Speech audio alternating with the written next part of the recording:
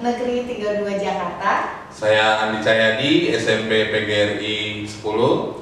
Saya Dwi Artis Subrandari dari SDN Menteng Atas 01. Kami akan melakukan demonstrasi kontekstual dari modul 2.3 mengenai coaching dalam supervisi akademik. Yang terdiri dari observer, coach, dan coaching. Selamat menyaksikan.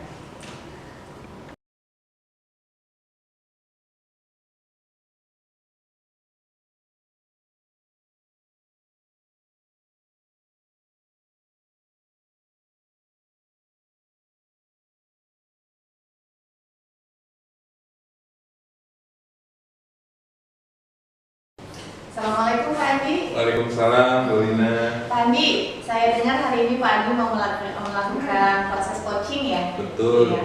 Pak Andi, sebelum melakukan proses coaching, saya ingin melakukan observasi nih Pak. Boleh ya? Boleh. Oke.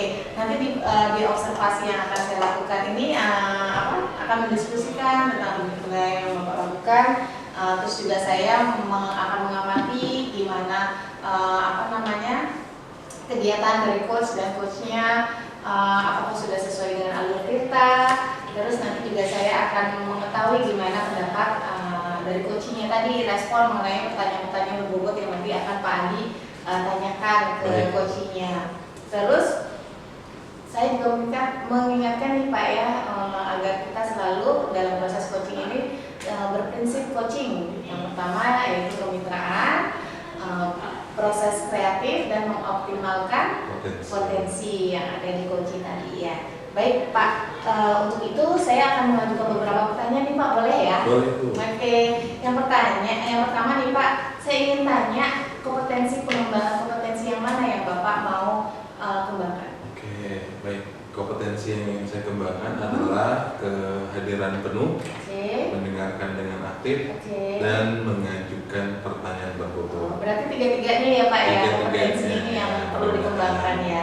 Baik Pak, di antara tiga ini kira-kira yang lebih spesifik kompetensi mana yang Bapak ingin? Nah, yang ingin lebih saya tingkatkan lagi terkait kompetensi ini yaitu mendengarkan dengan aktif dan mengajukan pertanyaan berbobot. Oke. Nah, indikatornya nih Pak, kira-kira indikator dari mendengarkan dengan aktif, mengajukan pertanyaan berbobot, kira-kira ketercapaiannya itu di mana? Ya, untuk mendengarkan dengan aktif ini saya berarti bisa memahami kondisi dari si coach dan juga bisa memberikan tuntunan ya untuk langkah atau tahapan yang akan dilakukan.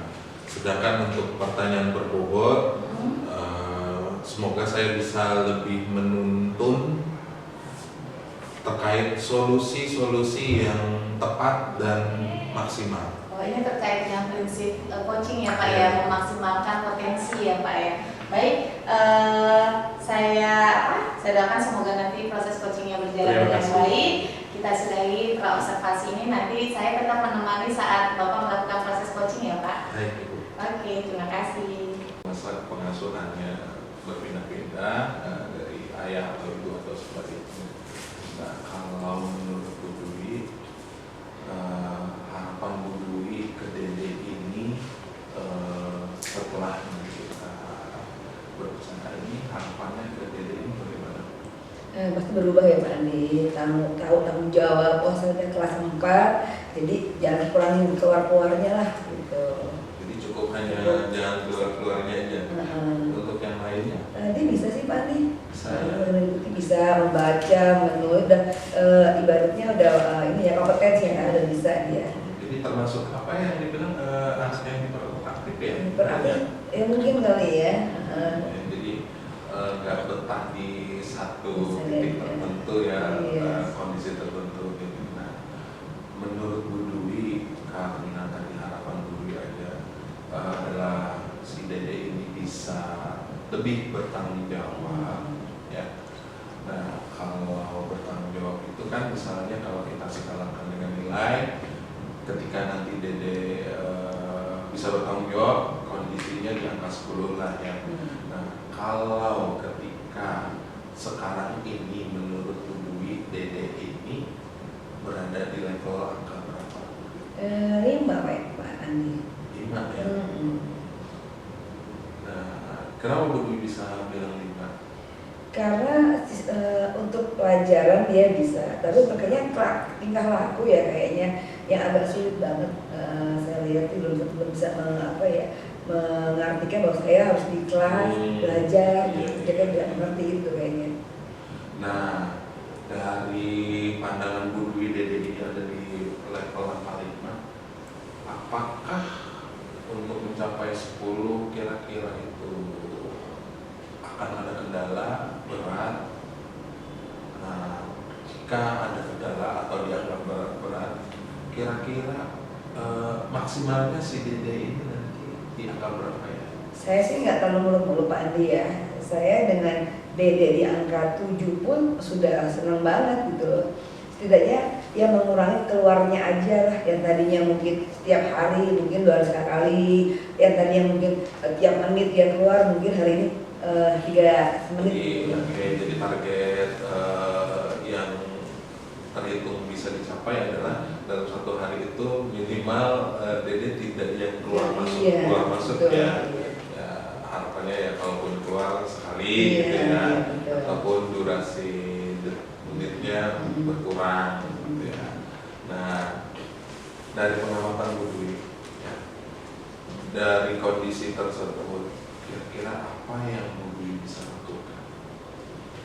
Saya kemarin Pak ya, dari mulai saya berikan dia motivasi, saya berikan contoh-contoh kalau nanti kamu tidak tertib, tidak melanggar aturan, tidak sesuai dengan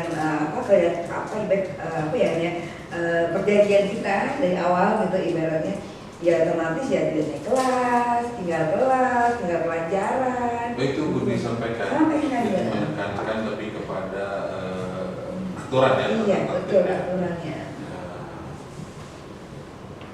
Mungkin kalau untuk kondisi Dede ya, ada tidak bayangan dari Bu Dwi nih selain menekankan aturan atau tata tertib? Ada juga Pak Andi, saya melakukan karena dia hobi menggambar. Saya berikan dia saat dia jenuh, saya berikan gambar aja kertas gitu, dia keluar gitu aja Pak Andi. Itu nanti di waktu tertentu atau ada jam khusus untuk Dede menggambar atau sekedar untuk menarik dia tetap berada di dalam Ya, kelas? sekedar menarik aja. Karena kayak tadi kalau dia keluar lebih repot saya nyarinya kan. Kalau dia masih di dalam ruangan dalam kelas, ya dia udah mulai boring atau udah bete mau keluar gitu ya. Saya berikan aja dia pekerjaan tambahan gambar dan hobinya dia. Gitu. Oke. Nah, teknisnya gimana ini? Teknisnya saya harus stokin kertas Pak Andi, HVS. Saat dia selesai mengerjakan, ya udah udah mulai keluar, kelihatan kan udah dia mau keluar, saya kasih ini kamu gambar ini, saya kamu gambar apa aja. Ya kamu tuh gambar macam, karena dia suka menggambar ya, karena gambar dino, gambar apapun belum bagus Pak Andi gambarnya, gitu. Nah, untuk ke orang tuanya, apakah Ibu ada rencana untuk berkomunikasi? Iya sih Pak Andi, kita kan baru masuk nih. Ketemu lagi Pak Andi. Iya. Ya, karena tadi kan Pak Andi sudah melakukan proses coaching ya, dengan coachingnya. Setelah ini saya akan melakukan pasca observasi nih Pak. Ya, di pasca observasi ini nanti ada beberapa pertanyaan dan saya juga akan menyampaikan data sesuai yang sudah saya observasi tadi, apa saja yang sudah Bapak lakukan di proses coaching tadi ya Pak ya. Baik, pertanyaan pertama nih Pak nih, apa saja sih Pak yang Bapak sudah kerjakan di proses coaching tadi?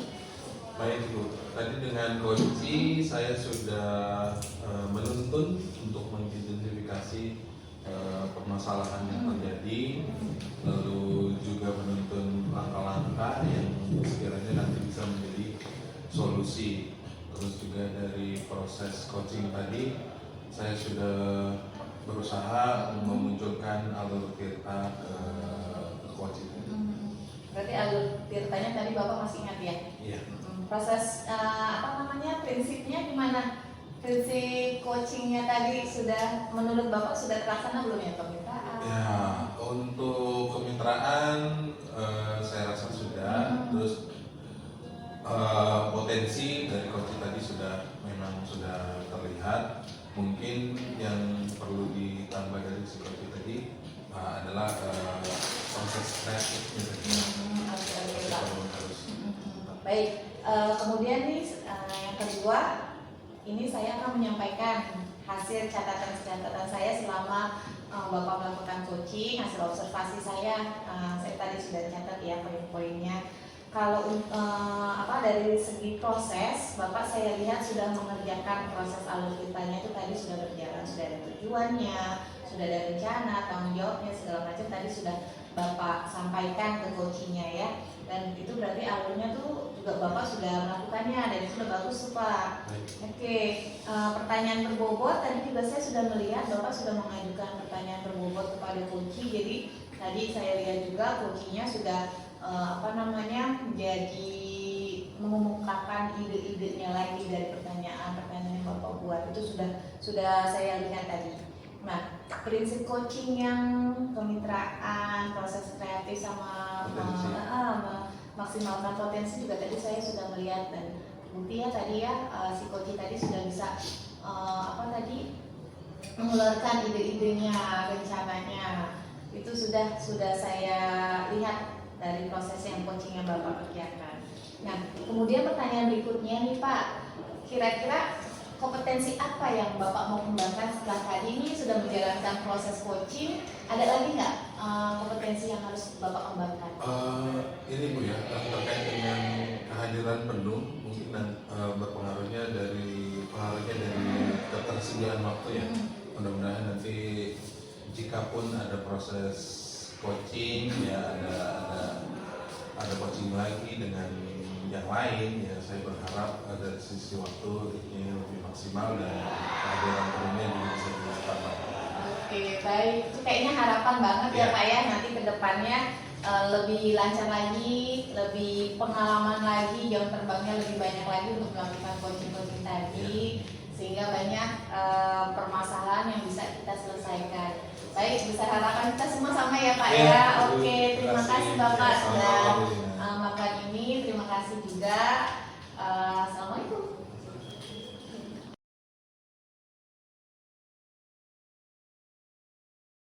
Assalamualaikum Pak Andi. Waalaikumsalam, Mbak Lina. Gimana nih Pak Andi kabarnya? Baik Ibu. Baik. Ya. Ada ini Pak, saya dengar-dengar nih Pak Andi punya ada yang mau diobrolin dengan saya. Iya Ibu. Gimana Pak? Ya, ini di kelas saya ada 4 anak ini yang nilainya tidak lengkap, tidak utuh lah. Oke, jadi kira-kira kan kita mau ngobrol nih ya 20 sampai 30 menit aja kayak Pak ya sambil nanti ada ini. Kira-kira harapan Bapak untuk obrolan kita ini tuh apa ya? Ya, saya pengen anak-anak yang 4 tadi ini ya memiliki nilai yang penuh lah yang utuh seperti anak yang lainnya, seperti murid yang lainnya. Itu harapannya ya Pak ya. Baik, boleh diceritakan keempat anaknya itu gimana? Tidak utuhnya apa? Nah, yang pertama ada satu anak ini yang memang kondisinya tidak sedang di Jakarta ya, karena ada keluarganya yang sedang ada masalah, jadi anak tersebut ikut keluarganya ya, tidak jauh sih, tapi memang tidak lagi di Jakarta. Nah, yang tiganya ini memang anak-anak yang terhitung kehadirannya sangat jarang, gitu kan, makanya nilainya juga tidak ada beberapa tapi tidak seperti yang lainnya. Gitu. Kalau boleh tahu kehadirannya itu jarang, itu kenapa Bapak pernah mencari tahu? Nah, kalau yang orang tuanya sedang bermasalah ini ya, memang sejak di saya tanyakan ke wali kelasnya, ya mereka hanya merespon ya nanti akan hadir gitu kan. Sambil masalah di orang tuanya selesai. Nah yang 3 ini informasi yang saya dapat adalah mereka ini Bu, sepertinya udah nggak ada minat sekolah gitu. Jadi beberapa informasi yang saya dapatkan, mereka ada niatan untuk berhenti sekolah, tidak pindah sekolah tapi berhenti sekolah gitu Ibu. Nah, untuk yang anak orang tuanya jauh tadi itu sudah ada respon ya Pak? Maksudnya responnya nggak cuma Bapak sudah melakukan pembicaraan? Ya, saya udah ada komunikasi, hanya saja respon dari sayanya ya seperti janji aja, iya nanti akan hadir. Tapi follow up-nya sudah ada sebelum saya coba lagi Ibu ya, karena memang keterbatasan ya saya juga harus ngajar, kondisi yang saya hubungi juga sewaktu-waktu dia menerima panggilan telepon, ya sewaktu-waktu juga tidak gitu. Kalau yang 3 anak ya udah ada respon dari orang tuanya, tapi ya masih yang umum aja gitu. Ya mereka hanya bilang iya Pak nanti diingetin ke anaknya.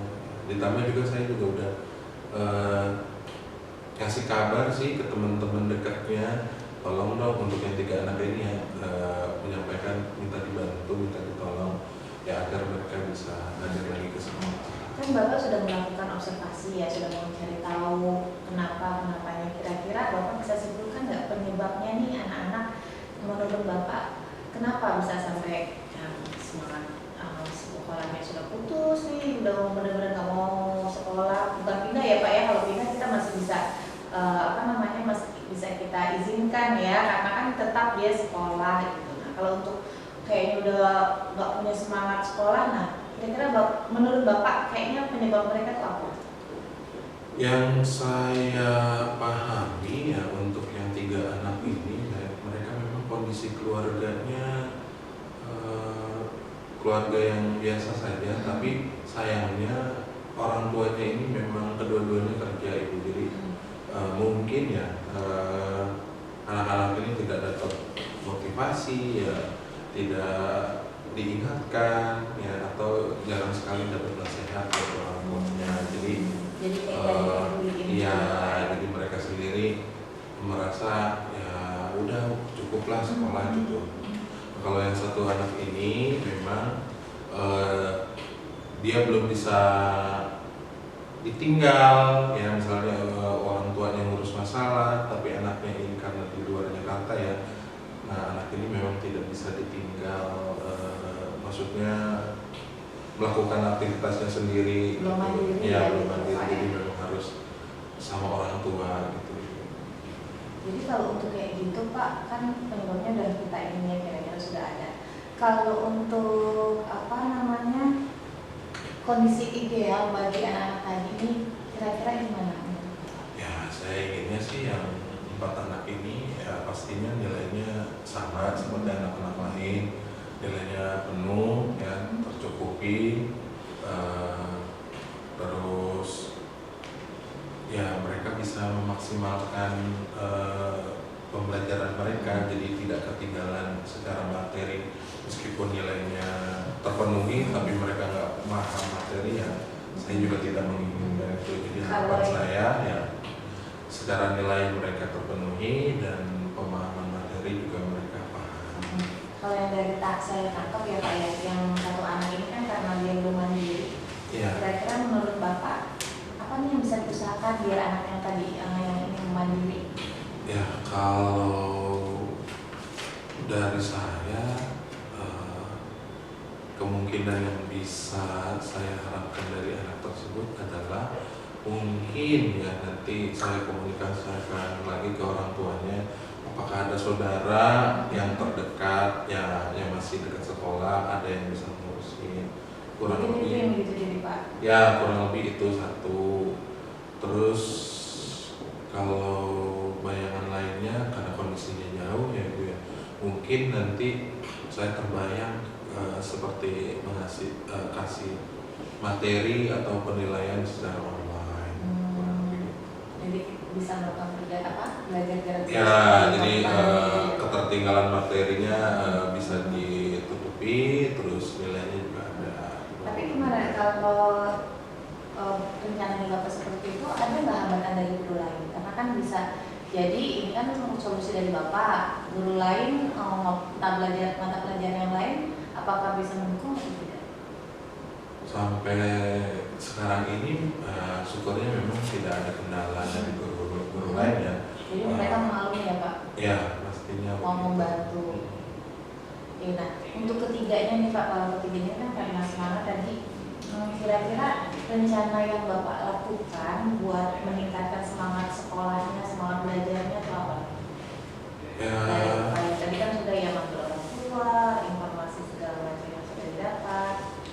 Saya mau coba ini Bu, ya pastinya saya ke rumah mereka satu persatu, visit, langsung berbicara dengan orang tuanya. Mungkin kalau untuk kondisi dengan orang tuanya waktunya tersendiri ya, karena mereka kerja ya, dan ketiga anak ini orang tuanya semuanya kerja. Nah jadi mungkin nanti saya lebih fokus dahulu ke anak-anaknya, nanti baru ke orang tuanya karena waktunya pasti berbeda. Nah kalau orang tua ini kan berarti Bapak kan mau menimbulkan motivasi eksternal kan ke anak, tapi kan biasanya seperti yang kita ketahui ya Pak, motivasi eksternal itu kan sifatnya nggak permanen.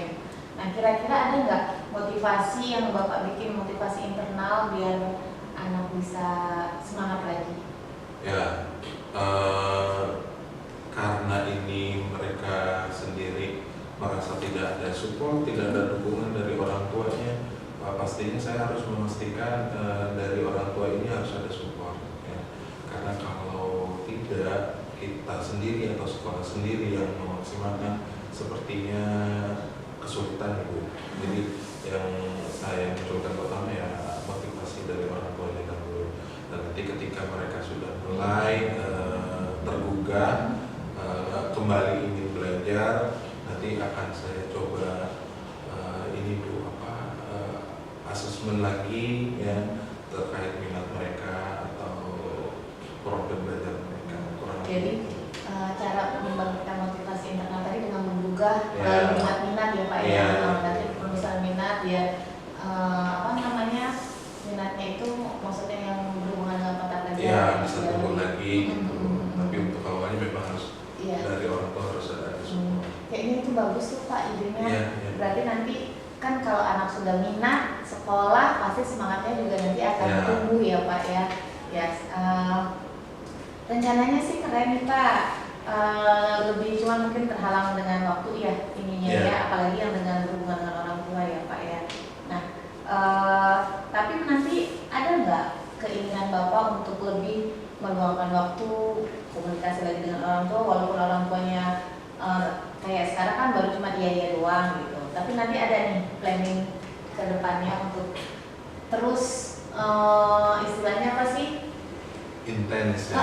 Intens ke orang tua. Jadi kita mungkin punya untuk awal karena yang satunya di luar Jakarta ya saya akan coba ya pertemuan jalan-jalan gitu. Pertemuan online dulu Ibu. Iya. Pertemuan online dulu, jadi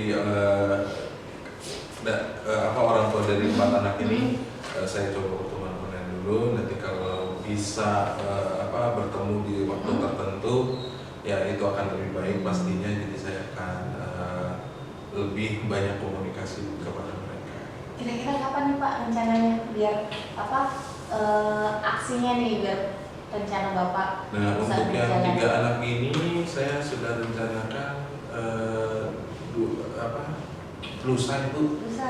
Kebetulan saya ada jam kosong, nanti saya akan coba ke rumah 3 anak ini. Nah nanti setelahnya untuk yang di luar Jakarta saya akan coba lakukan video call, menanyakan lagi seperti apa dan mengatur pertemuan secara online. Itu kan perlu kerjasama. Nah kira-kira itu kapan nih Pak Bapak mengadakan kerjasama dengan guru lain atau rekan yang bisa mendukung rencana Bapak? Segera Ibu, karena pastinya saya mastiin dulu nih yang di luar Jakarta satu di pertemuan online bisa, dan yang ketiga pun nanti saya akan pastikan mereka bisa di waktu yang sama. Oke, siap-siap. Berarti udah ya ininya ya, apa Yeah. kita udah planning, terus ada kapan-kapannya sudah mulai ada apa sih namanya plot-plotnya yang nanti akan dikerjakan oleh Pak Andi. Yeah. Kira-kira solusinya Pak Andi sudah terbayang ya, sudah terbayang. Oke, kalau sudah terbayang, saya cuma bisa mendoakan semoga terjadi. Terus nanti kapan-kapan kita ngobrol lagi nih. Saya juga ingin tahu perkembangan selanjutnya keempat anak ini. Oke, saya kira cukup Pak Andi. Oke, atau ada yang perlu sudah lebih lega. Lebih lega. Terima kasih ya Pak Andi ya. Oke.